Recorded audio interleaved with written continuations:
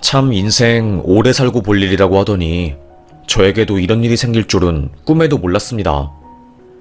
듣기만 하던 채널인데 이제는 저의 사연을 좀 제보하고 싶어서 이렇게 사연을 적게 되었습니다. 저는 애만 셋인 엄마예요. 저 혼자서 애들을 키웠죠. 아마도 거의 10여 년 전이었을 거예요. 여보, 나 몸이 좀 이상해. 열이 오르고 토할 것 같고 현기증이 나네. 어? 갑자기 그게 무슨 소리야? 약 먹어야 해? 감기 걸린 거야? 모르겠어. 병원 갔더니 단순 몸살이라고 약 지어주긴 했는데 몸살은 아닌 것 같아. 처음 느껴보는 증상인데 숨 쉬는 것도 힘들고 체한 것 같네. 저는 남편의 말을 대수롭지 않게 넘겼지요. 하지만 그게 큰 전조 증상일 줄은 꿈에도 몰랐습니다. 체한 것 같으면 오늘은 회사 가지 말고 좀 누워서 쉬고 있어. 괜히 몸 더 움직였다가 큰일 날라. 알겠어. 여보 고마워. 그날 저는 일을 하러 나갔고 오후 5시에 집에 들어와 있을 때 남편은 소파에 누워 있었습니다. 여보, 몸은 좀 괜찮아? 체한 거는 어떻게 됐어? 좀 가라앉았어? 남편은 아무 말도 없었어요. 여보, 나왔다니까. 남편을 흔들어서 깨웠고 저는 그때 알 수 있었습니다. 남편이 숨을 쉬지 않는다는 것을요. 소리 지르며 깨어난 저는 여기 119죠? 저희 남편이 숨을 안 쉬거든요? 빨리 와주세요. 벽산 아파트 203호입니다. 빨리요. 5분도 안 되어서 구급차가 오게 되었고 새 아이들은 엄마 무슨 일이에요? 아빠 아파요? 왜 그래요 아빠? 별일 아닐 거야. 일단 각자 방에 들어가 있어. 저는 구급차를 타고 남편 곁을 지켰어요. 우통을 벗기고 심장 제세동기를 사용해서 남편이 갈비뼈가 부풀 때까지 펑펑 하면서 심장의 박동을 다시 살리려고 온갖 노력을 다해 주었습니다. 여보, 이대로 죽으면 안 돼. 대체 이게 무슨 일이야? 오전까지만 해도 체한 것 같다고 했잖아. 남은 아이들 내가 어떻게 키우라고. 여보 이렇게 황망하게 쓰러져. 이러면 안 되지. 나는 어떻게 살라고 당신. 펑펑 울었던 것 같아요. 그때 응급구조사가 환자분께서 오전에 체한 증상이 있다고 하셨나요? 네, 체한 것 같고 가슴이 답답하다고. 그래서 동네 병원에 갔더니 그냥 단순 몸살인 것 같다고 감기약 처방해줬거든요. 남편은 단순 감기는 아닌 것 같다고 몸이 너무 답답해서 오늘 회사 안 가고 집에서 쉬었고요. 보통 심장마비 전조 증상이 체한 것 같은 느낌이 들고 안색도 안 좋고 환자분들께서 답답하다는 표현을 많이 하세요. 그 동네 병원 의사가 오진을 해서 판단을 잘못한 것 같네요. 남편은 병원으로 이송이 되었지만 결국 살아나지 못했고 사망하게 되었습니다. 사인은 심장마비. 그 응급구조원이 말한 것처럼 남편이 체한 것 같다고 말한 것은 심장마비의 전조 증상이었던 거였어요. 의료진은 동네 의원에서 의료적 판단을 잘못 내린 것 같다고 하면서 안타까워했죠. 저는 억울한 마음에 의료소송을 준비했지만 대한민국에서 의료소송 승소율은 거의 10%에 가깝고 요즘은 조금 올랐다고 했지만 그 당시만 해도 의료소송 잘못하면 집안이 풍비박산나고 난리 나는 것은 시간 문제였어요. 당장 남겨진 새아이 키우는 것도 바쁜데 의료소송까지 감당할 자신이 없었던 저는 결국 소송하는 것을 포기했어요. 남편은 심장마비로 사망하고 저는 혼자 남아서 새 아들을 키워야 했죠. 장례식에 온 지인분들은 아니, 어쩌다가 남편이 이렇게 일찍 사망했어. 대체 이게 무슨 일이야? 이거를 어쩌면 좋아. 속이 터진다 터져. 피덩이 같은 애들을 자기 혼자서 어떻게 키우려고 해. 형편도 넉넉하지 않은데. 그러니까 말이에요. 이 사람 아직 갈 사람이 아닌데 왜 이리 일찍 데리고 가는 것인지 미치겠어요. 저 어쩌면 좋아요? 저도 남편 따라가고 싶은데 정말로 남편 없이 살 자신이 없는데 애들이 눈에 밟히니까 나마저도 없으면 애들은 더더욱 힘드니까. 무슨 소리 하는 거야. 나쁜 마음 절대로 먹으면 안 돼. 악착같이 살아내야지. 힘들수록 엄마가 힘을 내야지. 애들도 기운내는 거야. 시간 지나면 다 괜찮아질 거야. 지인들은 저를 위로해 주었습니다. 혼자 남은 저를 위해서 품앗이를 해 주었어요. 제가 일 나갈 때면 저희 집에 와서 아줌마가 이거 너네들 먹이려고 장조림이랑 진미채 반찬 해왔어. 엄마 힘들게 밖에서 일하고 너네들 위해서 사는 거니까 너네들도 말 잘 듣고 공부 열심히 해야 해. 알겠어? 와, 장조림이다. 지인들이 반찬을 해서 저희 집에 와 애들에게 밥을 해주었고 아이들은 그 덕에 굶지 않고 자랐습니다. 그래도 제가 하나 내세울 만한 점은 생활력이 강하다는 거예요.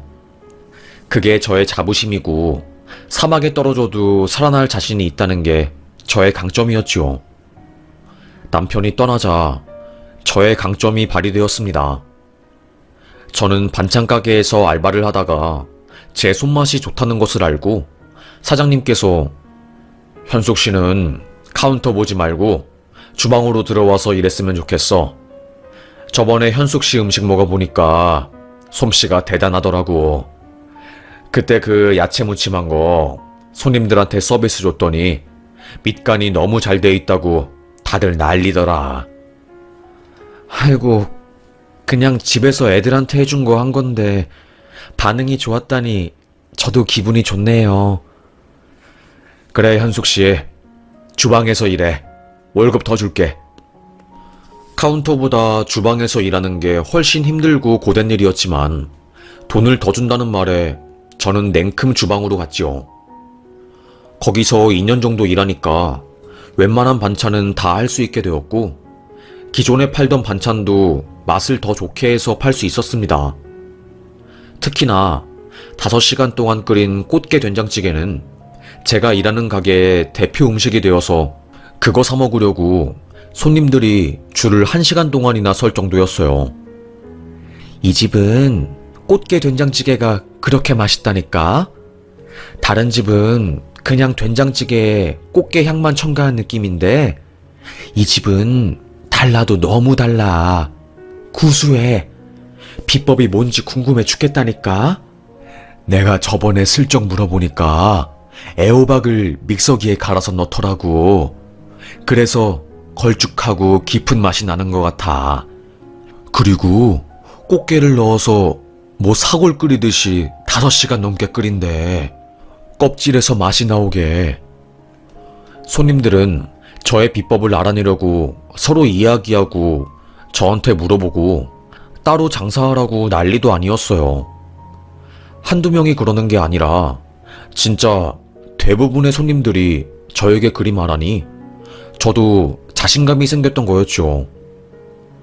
어느 정도 그 반찬 가게에서 연차가 쌓였을 때 사장님, 여기서 일한 지도 꽤 되었네요.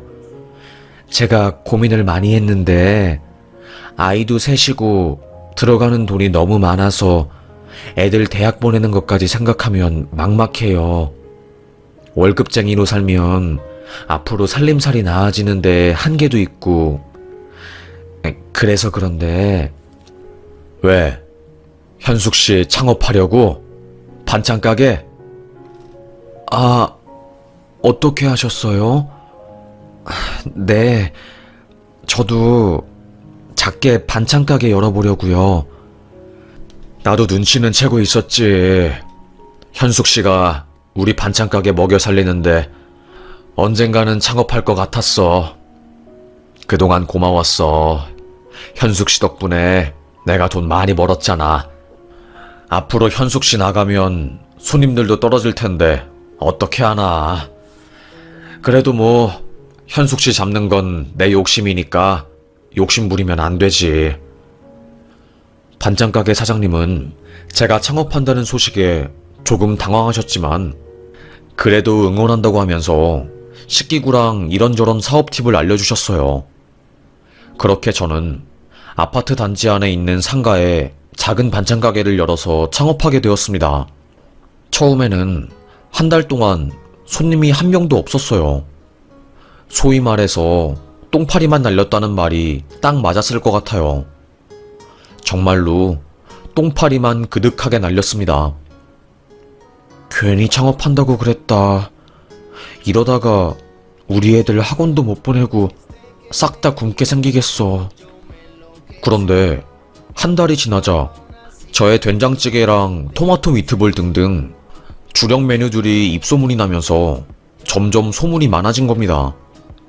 그리고 그 전에 일했던 반찬가게 손님들이 아름아름 저의 가게를 찾아와서 된장찌개를 사가니까 멀리서도 사먹는 집이라고 아파트 주민들이 어떻게들 알고 잘 찾아오시더라고요.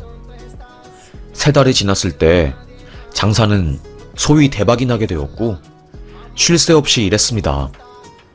그때 진짜 돈을 많이 벌었어요. 너무 바쁘니까 애들이 크는 것도 잘 못 보고 거의 알아서 크게 했죠.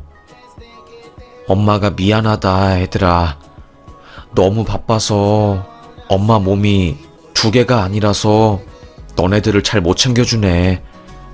그래도 엄마가 잘 못 챙겨줘도 학교에서 말썽 부리면 안 되고 친구들이랑 사이좋게 지내야 한다. 알겠니? 알겠어, 엄마. 그런데 아무래도 아들 3명이다 보니까 애들이 학교에서 지들끼리 뭉쳐서 사고도 많이 치고 사춘기가 되니까 반항기도 심해졌어요.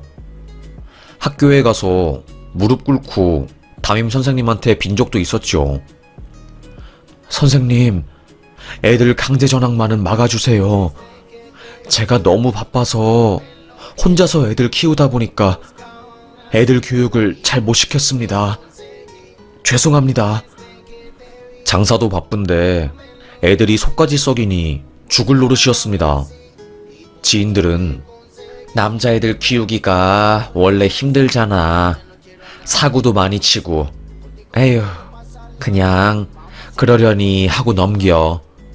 이러면서 크는 거지. 그래도 그렇지. 애들 사고 치는 게 너무 심해. 나도 속상하고 심적으로 힘들고.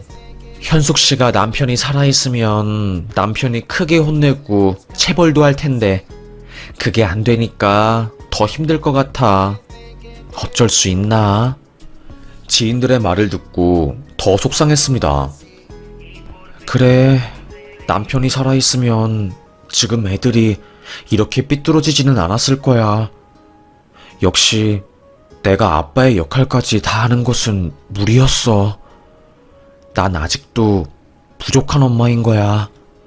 애들한테 미안해서 저는 애들을 제대로 혼내지도 못했습니다. 그냥 제가 할 수 있는 것은 용돈 넉넉히 주고 제발 애들이랑 사이좋게 지내라고 사고 좀 치지 말라고 말 몇 마디 하는 게 전부였죠. 그런 저의 태도가 아이들을 망가뜨리는 것 같았어요. 어찌저찌 그래도 다행히 애들은 성인이 되었고 저는 그간 반찬 가게를 운영하느라 몸도 다 망가지고 관절도 안 좋아지고 거울 속에 저는 주름이 가득한 할머니가 되어 있었어요. 정말로 애들 키우느라 돈 번다고 희생하면서 살았던 것이었지요. 현수가, 너 그렇게 친구들 만나서 수다 떠는 거 좋아하더니 오랜만에 너 보니까 사람이 바뀌었다 진짜로. 원래 이렇게 너 성격이 차분했냐? 그리고 어깨는 왜 이렇게 굽었어? 무슨 70대 할머니도 아니고 말이야. 너네들이 보기에도 내가 그렇게 초췌해 보이냐? 너 거의 10년 만에 초등학교 동창회 나온 거 아니야? 10년 전이랑 너무 달라. 아무리 세월이 흘렀다고 해도 그렇지. 너 반찬가게 대박나서 돈 갈고리로 쓸어 모았다며. 그 돈 모아서 뭐 하려고? 너 자신한테 투자해야지. 이제 자식들은 다 커서 지네들 밥벌이 알아서 할 테니까 늦기 전에 너도 건강 챙기고 여행도 좀 다녀. 그렇게 자식들 위해서 희생하다가 너 나중에 후회한다. 진짜로 내가 진심 담아서 하는 말이야. 결국에 내가 살아보니까 자식들도 다 남이 되고 더 시간 가면 남편도 남이 되더라고. 나를 위해서 살아야 해. 나를 위해서. 친구들의 그 말에 저는 머리를 한 대 띵 맞은 듯 했습니다. 그러게. 나는 돈 모아서, 돈 벌어서 자식들한테 주기만 했지. 나를 위해서 쓴 적은 한 번도 없네. 쉬는 것도 익숙하지가 않아서 반찬가게 문 닫는 날이면 맨날 음식 연구하고 나도 정말로 부지런히 살았다. 에휴. 동창회를 갔다 온 저는 삶에 대한 가치관이 바뀌게 되었고 그때부터 저를 위해서 살려고 노력했습니다. 관절 마디마디가 너무너무 아파서 손가락을 제대로 굽히지도 못하고 허리를 펴지도 못하는 저는 반찬 가게를 큰맘 먹고 다른 사람에게 인수인계를 해주었어요. 저처럼 힘들게 남편 잃고 아이들 혼자 키우는 애엄마한테 잘해보라고 하면서 큰 돈을 받지 않고 반찬 가게 운영 팁을 알려주었죠. 그렇게 저는 돈을 넉넉하게 모은 뒤에 일선에서 나와 병원을 다니면서 치료를 하고 저를 위한 삶을 살기 시작했습니다. 아이고, 왜 이렇게 늦게 오셨어요? 관절이 망가지셔서 치료도 힘들어요. 어머님들이 병원비 덩어리로 나올까봐 병원에 늦게 오는데 사실 이런 태도가 더 병을 키우는 거거든요. 앞으로는 무조건 일주일에 한 번씩 병원 와서 물리치료도 받고 그러세요. 의사의 말이 맞았습니다. 병을 제가 더 키운 거였죠. 에휴, 한평생 일만 하면서 애들 키웠는데 내가 얻은 건 몸의 병뿐이구나. 나라도 나를 잘 챙겨야지. 원래 수다 떨고 놀러가기 좋아했던 저는 그때부터 동호회에 가입해서 놀러다니기 시작했습니다. 삶이 이렇게 즐거운지 오랜만에 느꼈어요. 꼭 해외가 아니어도 놀러갈 곳은 얼마나 많은지 동호회 회장은 현숙 씨는 물 만난 고기 같아. 어쩜 그렇게 항상 웃으면서 잘 놀아요? 우리 팀원에서 꼭 필요한 존재라니까. 음식도 잘하고. 아이고, 한평생 일만 하다가 이렇게 놀러 다니니 당연히 실실실 웃음이 나오죠. 그래도 열심히 일한 덕에 놀러 다닐 돈은 넉넉하게 있어서 그게 다행이었습니다. 저는 등산 동호회부터 시작해서 여행 동호회, 시 동호회 등등 여러 가지 모임에 가입해서 활발하게 활동을 했어요. 그 비극적이고 끔찍한 일이 일어난 그날도 제가 환갑을 맞이해서 속초에 놀러가던 때에 벌어진 거였죠. 봉고차를 타고 동호회 회원들과 함께 속초에 내려가고 있었어요. 그때 비가 억수로 많이 내리는 날이었고 운전하는 운전자가 졸음이 와서 졸음운전을 한 거였습니다. 반대편에서 차 운전자가 술을 마시고 운전을 해서 정신을 못 차리고 차선을 침범하는데 조느라 그 상황을 못 봤던 저희 쪽 운전자가 핸들을 꺾지 못해서 바로 충돌 사고가 일어난 거였어요. 그런데 문제는 빗길이라서 그 충격을 제가 타고 있던 봉고차가 흡수하지 못하고 튕겨져 나가면서 옆에 레일을 뚫고 아래로 떨어진 거였습니다.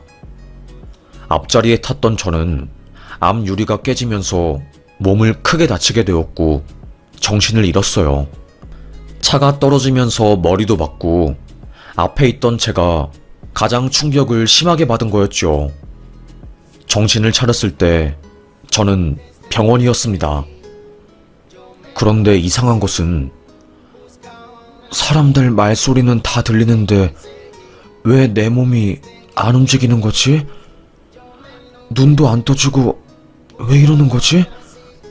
저는 아무리 소리를 치려고 해도 입에서 소리가 안 나왔어요. 눈을 뜨려고 해도 정말 눈꺼풀이 100kg처럼 무거워서 도저히 올려지지가 않았습니다. 내 몸이 왜 이래? 사고 나서 병원 온 건 알겠는데 진짜 왜 이러는 거야 내 몸? 불안해지기 시작했어요. 그때 알게 되었죠. 의사의 말을 통해서요. 머리를 크게 다치셔서 지금은 혼수 상태예요. 얼마나 오래 갈지 모르겠는데 혼수 상태가 지속되면 지속될수록 식물인간으로 사실 확률이 높으십니다. 출혈도 많아서 쇼크도 한 번 오셨고요. 그래서 제가 혼수 상태에 곧 식물인간이 된다는 것을 알았어요. 저는 분명히 펑펑 울고 있는데 눈에서는 눈물 한 방울도 안 나오고 몸은 움직이지도 않고 누가 밧줄로 꽁꽁 묶어놓은 다음에 내 몸 위에 트럭을 올려놓은 것처럼 몸이 말을 안 들으니 미칠 지경이었죠. 막 소리쳤어요. 나 식물인간 아니라고. 내 의식 또렷하고 나 지금 이렇게 소리치고 있다고. 내 말 들어주는 사람 누구 없어? 제발, 제발. 아무리 소리쳐도 아무도 제 이야기를 듣지 못했습니다. 아주 캄캄한 동굴에 갇힌 것 같았어요. 틈새 사이로 빛이 들어오고 그 밖에 사람이 있다는 것은 아는데 아무도 그 동굴 안에 제가 있다는 것을 모르고 헛다리만 짚는 그런 상황 같았죠. 그렇게 한평생 열심히 살고 이제 좀 여유 부리려고 했는데 어떻게 이런 일이 벌어지지? 어떻게 나한테 이렇게 힘든 일이 벌어지는 거지? 시간이 지날수록 절망적이었습니다. 그런데 그때 아이들의 목소리가 들렸어요. 야, 엄마 죽으면 엄마 돈으로 우리 사업이나 할래? 내가 저번에 엄마 통장 쓱 봤는데 3억 있던데? 야, 엄마 반찬 가게 대박이 났는데 돈이 3억밖에 없겠냐? 우리한테 말 안 한 재산도 어마어마할 거다. 안 그래도 나 회사에서 잘리고 실업급여 돈 받은 걸로 코인하다가 다 날렸는데 엄마 죽어서 돈 나오면 그 돈으로 숨통 좀 트이겠다. 다행이다. 아이씨, 이러면 안 되는데 왜 엄마가 빨리 가길 원하냐? 야이씨, 그런 생각은 네 속으로만 생각해. 대놓고 엄마 앞에서 말하지 마. 자식들은 히히덕거리면서 제가 죽으면 제 앞으로 나올 보험금과 지네들이 상속받은 돈을 가지고 어떻게 살 건지, 사업은 뭘 할 것인지 궁리를 하고 있었던 거였어요. 혼수 상태이지만 귀는 다 들리는 저는 그 이야기를 듣고 충격을 금치 못했습니다. 이것들이 내 인생 다 바쳐서 지네들 키워놨더니 결국 엄마 돈을 어떻게 빼돌리고 빨리 엄마가 죽기만을 바라는구나. 어떻게 이런 애들이 다 있니?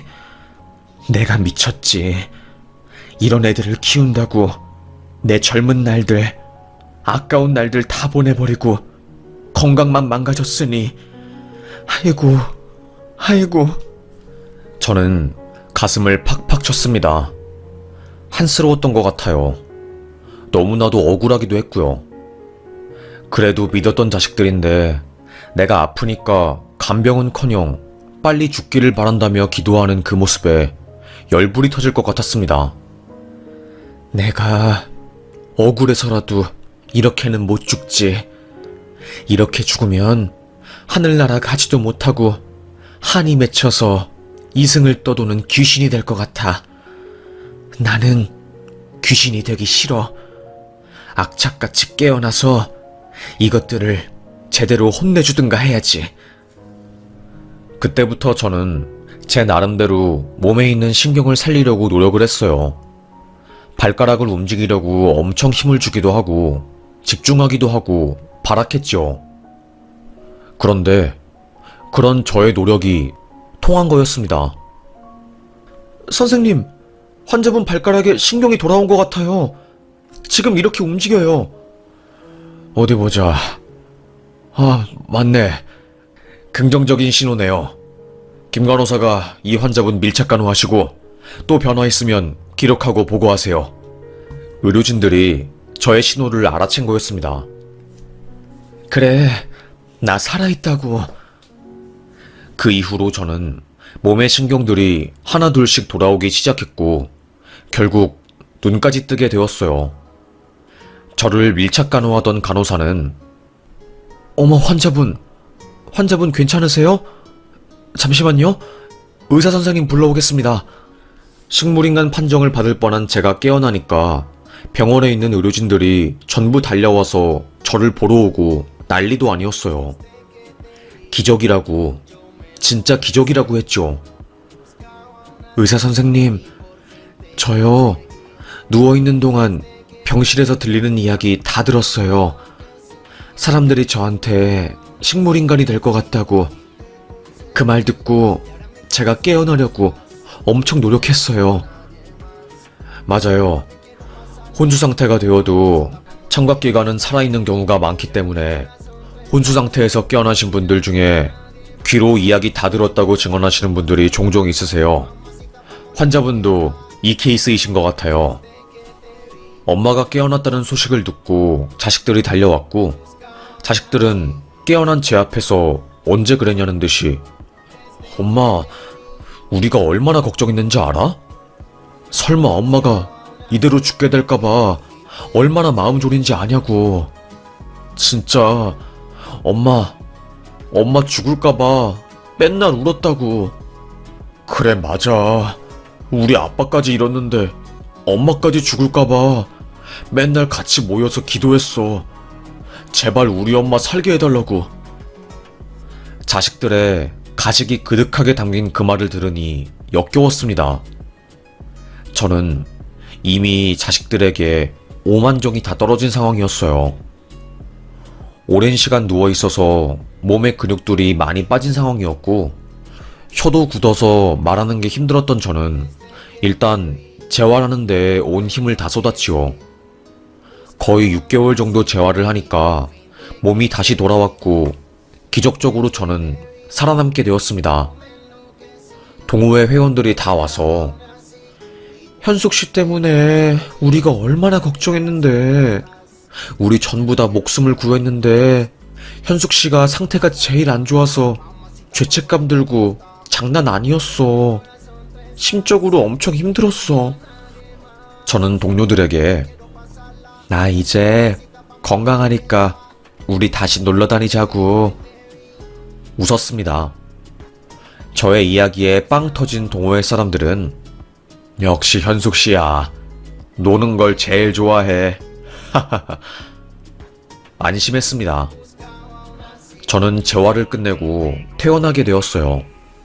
그리고 퇴원하자마자 바로 변호사를 찾아갔습니다.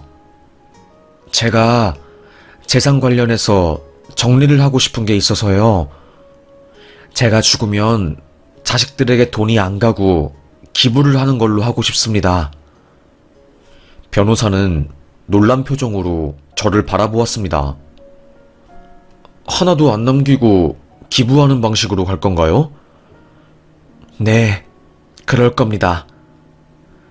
기부할 때도 세금이 붙는 경우가 있어서 그 방향으로 안 가게끔 저희가 설계를 해드리겠습니다. 자식들한테 돈 한 푼 안 준다는 말을 하니까 변호사도 놀라더라고요. 저는 이를 악물었지요. 자식들 다 키워봤자 소용없더라고요. 제가 사실은 교통사고로 인해서 죽을 뻔했습니다. 몇 달을 병실에 누워 있었어요. 그런데 자식들이 저를 걱정하기는커녕 어떻게 엄마 돈을 가지고 사업할지 궁리를 하더라고요. 심지어는 엄마가 질질 끌지 말고 병원비 안 나오게 그냥 바로 편하게 하늘로 가버렸으면 좋겠다고 하는데 심장이 철렁하대요. 그때 결심했죠. 자식들 위해서 한평생 바쳐서 그렇게 돈 열심히 벌었는데 이제는 다 필요 없다고. 내가 피땀 흘려서 번 돈이니까 내가 쓰고 가겠다고요. 그래서 오늘 제가 변호사님 찾아온 겁니다. 인생 중간 정리를 좀 하려고요. 변호사는 고개를 끄덕이더라고요. 그럴 수 있다고 하면서요.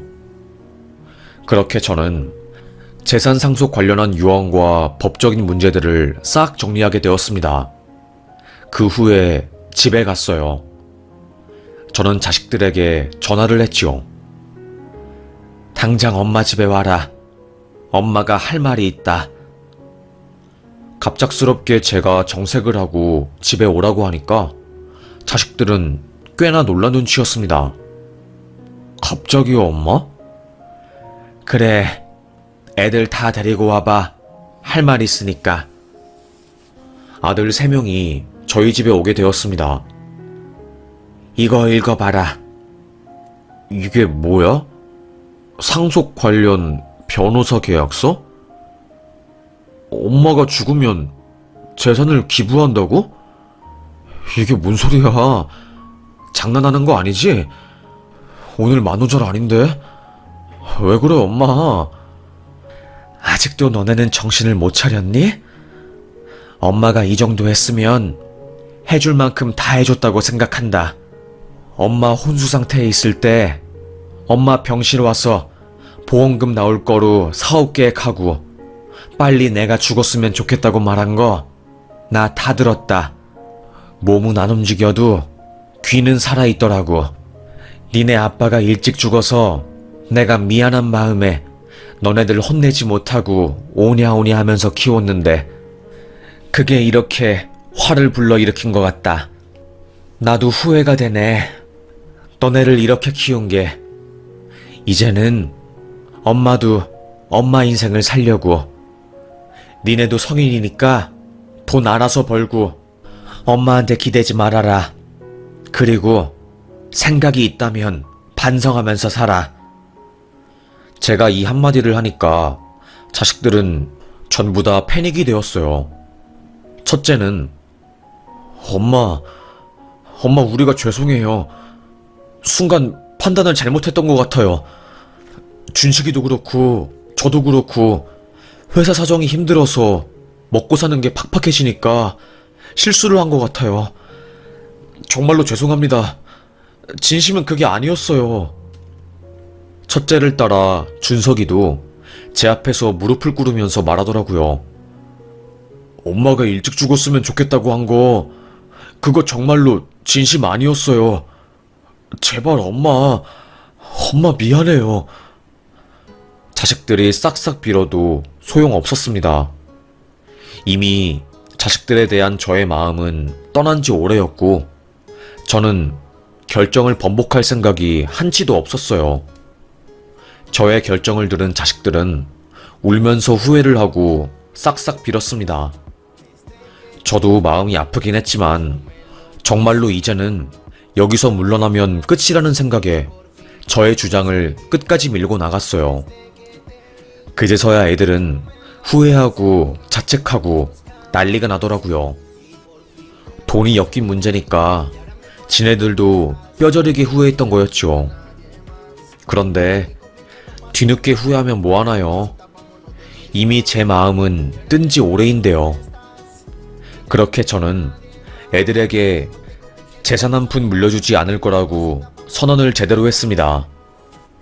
그리고 자식들에게 니네 인생은 니네 거니까 부모한테 기대지 말고 자립심 키워서 잘 살라고 조언해줬네요. 평생 제가 뒷바라지하면서 살았으니 앞으로도 그럴 거라고 애들은 생각했지요. 하지만 정신 차린 저는 뒤늦게나마 애들의 그 생각을 깨부숴줬고, 이렇게 지금 제 자신을 위한 인생을 살고 있네요. 저는 예전에 한 달에 2천만 원을 벌어도 구멍난 양말을 꿰매 신고 자식들에게는 메이커 양말을 사주었는데, 이제는 그렇게 살지 않습니다. 지금은 저를 위해서 살고 있습니다. 먹고 싶은 게 있으면 다 사먹고, 이쁜 옷이 있어서 눈앞에 아른거리면 사이즈가 맞지 않더라도 사요. 그게 저에게 소소한 행복을 가져다 주더라고요. 평생 희생만 하고 살아서 나를 위해서 사는 게 익숙하지 않았던 저였지만, 조금씩 나를 위한 행동들을 하나둘씩 하니까 이제는 살맛이 나는 것 같습니다. 이래서 인생을 사는 거구나 싶어요. 물론 힘든 데도 있고 인생이 뜻대로 풀리지 않아서 속상한 적도 당연히 있지만, 그래도 지금은 저를 위한 삶을 사니까 외부에서 저를 아무리 흔들려고 해도 뿌리가 뽑힐 정도로 흔들리지는 않는 것 같습니다. 초등학교 동창들도 너 작년이랑 얼굴이 달라. 다시 행복해진 것 같다. 비법이 뭐냐? 뭐 어떻게 한 거야? 신기하네. 나를 위한 인생을 살려고. 네 말이 맞았다. 자식들도 결국에는 결혼하면 남인 거고, 남편도 이제는 죽었으니까 나는 진짜 혼자가 됐더라고. 이제는 나를 위해서라도 좋은 거 먹고 좋은 거 보고 살려고. 안색이 많이 좋아졌지? 야, 잘 결심했어. 자식들한테 잘해줘봤자 결국에는 내가 행복해야 하는 거야. 그래, 네 말이 맞다. 알려줘서 고맙다. 초등 동창은 저의 얼굴을 보고 너무나도 표정이 활짝 폈다고 하면서 좋아해 주었어요.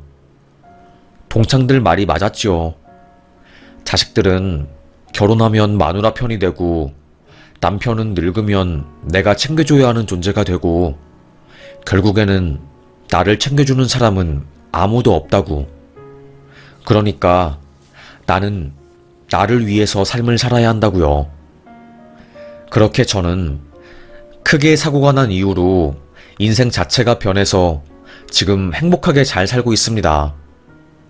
아픈 몸이 많이 좋아져서 지금 다시 여행 가고 그러네요. 다음 달에는 제주도에 가서 한번 바다도 보고 그러려고요.